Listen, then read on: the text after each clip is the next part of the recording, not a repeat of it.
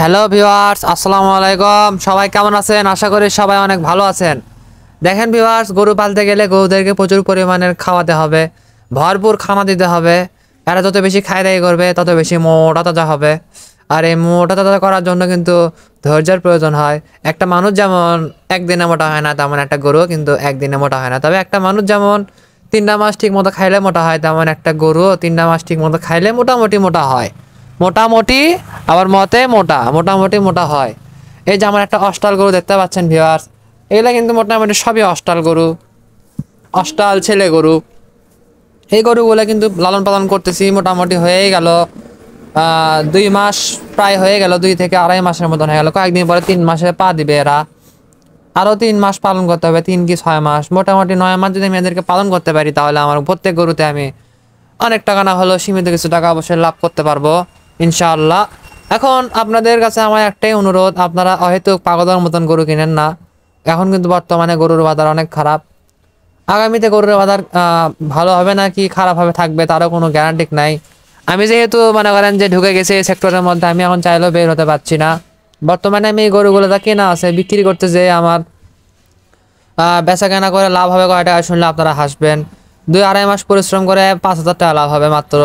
অথচ আমি যদি এই টাকাটা অন্য কোথাও ইনভেস্ট করতাম, তাহলে কিন্তু আমার অলরেডি 2 লাখে না হলেও 20 থেকে 30 হাজার টাকা কিন্তু আমার লাভ হতো আর কি। কিন্তু এই সেক্টরে কিন্তু আমি লাভ করতে পারতেছি না, এটা হচ্ছে সত্য একটা কথা।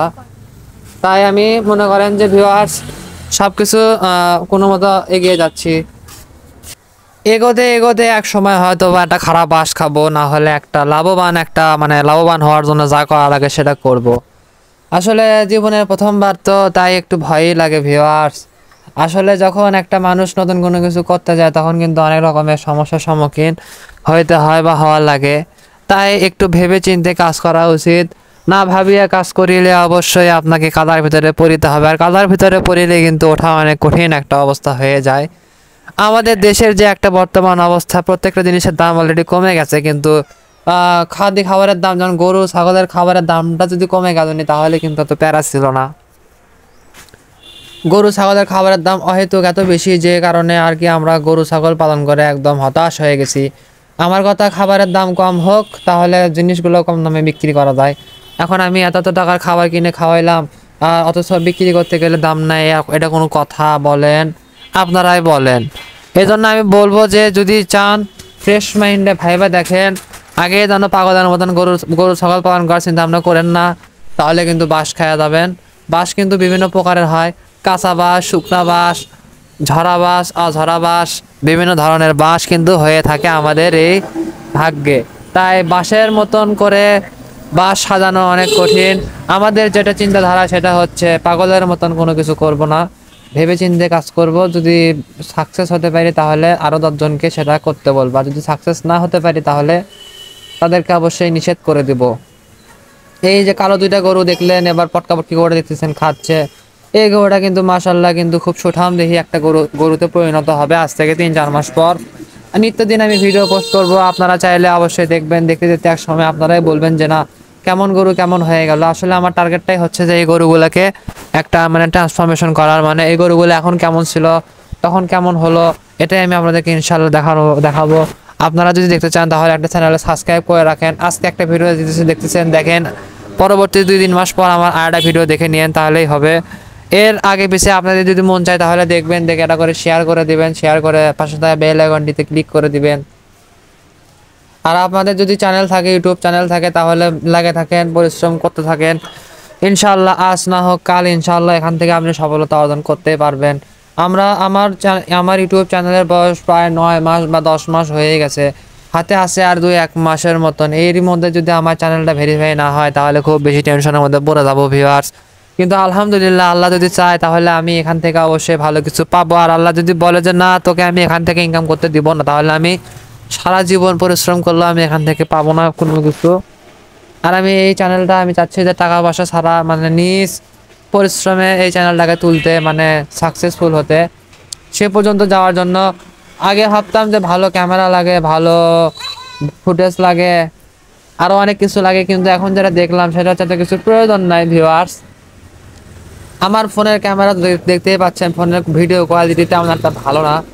ঝাপসা আসে, ফাটা আসে, লো কোয়ালিটির ভিডিও আমার মানে ফোনের।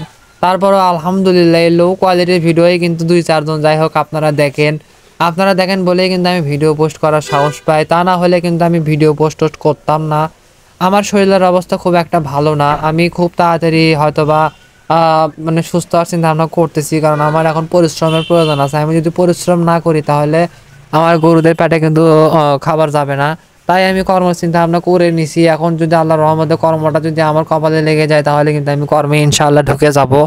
আর আমার যে চলাফেরা মানুষেরা বিশ্বাসই করে না যে আমি নিচু কাজ করতে পারবো না, কিন্তু আসল কথা আমার একটা কর্ম হলেই হচ্ছে, ছোটোখাটো একটা কর্ম প্রয়োজন, যে কর্মটা করলে আর কি আমার মাস গেলে 10-12 হাজার টাকা ইনকাম হবে। সেই টাকার মধ্যে আমি গরু ছাগলের খরচটা আর কি বের করব, তাহলে আর কোনো কিছুর প্রয়োজন নাই ভিউয়ার্স।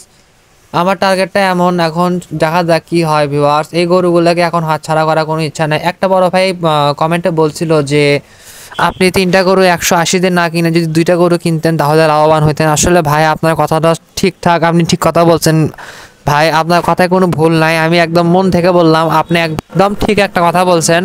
আসলে এটা আমিও বুঝতে পারছি, কিন্তু গরু কিনে নিয়ে আসার 2 মাস পরে বুঝতে পারছি, কিন্তু তখন বোঝার কাজ হয়নি। তবে হ্যাঁ, আমি যদি স্টিল না এখন ধাম করে যদি আমি 2টা গরুর দাম যদি কেউ দেয় আমাকে 2,20,000 টাকা, তাহলে আমি গরু 3টাকে বিক্রি করে দিব ভিউয়ার্স।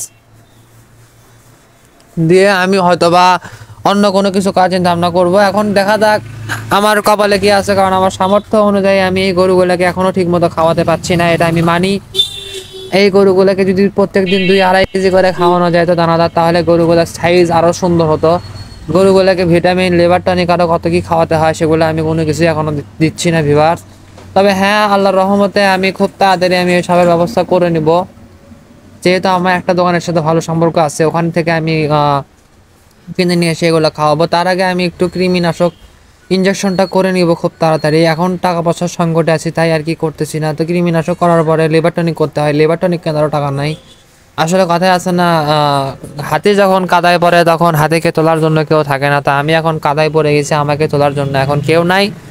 হয়তো একটা সময় সবাই আসবে, কিন্তু তখন হয়তো আমার এই গরুগুলো আর থাকবে না। তাই আমার খুব বেশি কষ্ট লাগে, এই কষ্টটা পাওয়া দরকার ছিল। তবে হ্যাঁ, আমি একটা কথা চিন্তা করি যে এখন আমার খারাপ সময়, এখন আমার পাশে তারা এসে দাঁড়াবে। হ্যাঁ, আমার যখন ভালো সময় আসবে তখন আমি তাদের পাশে যেয়ে দাঁড়াবো ইনশাআল্লাহ। আমি বিসমিল্লাহ এগ্রোর ভিডিও দেখি, দেখে যেটা শিখছি সেটা হচ্ছে, তাই একসময় অনেক ছোট একটা খামারই ছিল, তারও একটা ছোট্ট খামার ছিল, সেখানে তার কিছু গাই গরু ছিল। সেই গাই গরু থেকে বাচ্চা করাতে করাতে আজকে তার অনেক বড় একটা খামার হয়ে গেছে। তার অনেকগুলো ঘাস লাগানোর জমি আছে, আর বহুত কিছু আছে। ওগুলো দেখে আর কি আমি প্রলোভন পাইছি, মানে আমার আশা যাচ্ছে যে না, আসলে তারা যদি পারে তাহলে আমিও পারবো। এটা আহামরি কোনো কিছু না, সময় থাকতে অবশ্যই সব হবে। আর আশেপাশে কিছু মানুষ আছে যারা মনে করেন দাঁত ঠিক মতো ব্রাশ করে না, তো এটা বড় কথা না। দাঁত ব্রাশ করা কিন্তু অনেক জরুরি একটা জিনিস। দাঁত ব্রাশ না করলে কিন্তু মুখ থেকে কিন্তু সেই রকম বাজে স্মেল আসে, যেটা একদম অসহ্য লাগে। তাই নিজেরা দাঁত ব্রাশ করবেন, অন্যকেও দাঁত ব্রাশ করতে বলবেন, এবং গরু ছাগলকে ভালো মতো খাবার টাবার দিবেন, যেন গরু ছাগলদের যেন ক্ষয়ক্ষতি না হয়। মানুষের থেকে কিন্তু এই সকল বোবা প্রাণীদের বুদ্ধি জ্ঞান কিন্তু অনেক বেশি।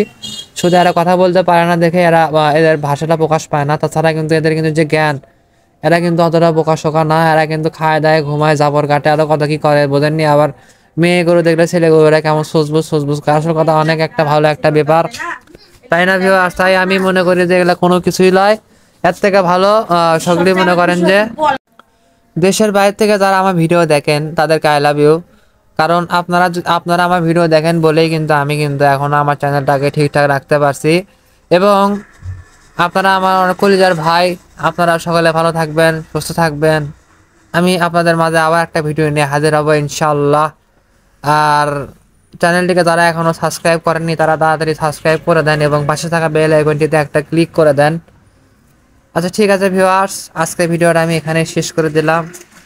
সবাই ভালো থাকবেন, সুস্থ থাকবেন। আসসালামু আলাইকুম।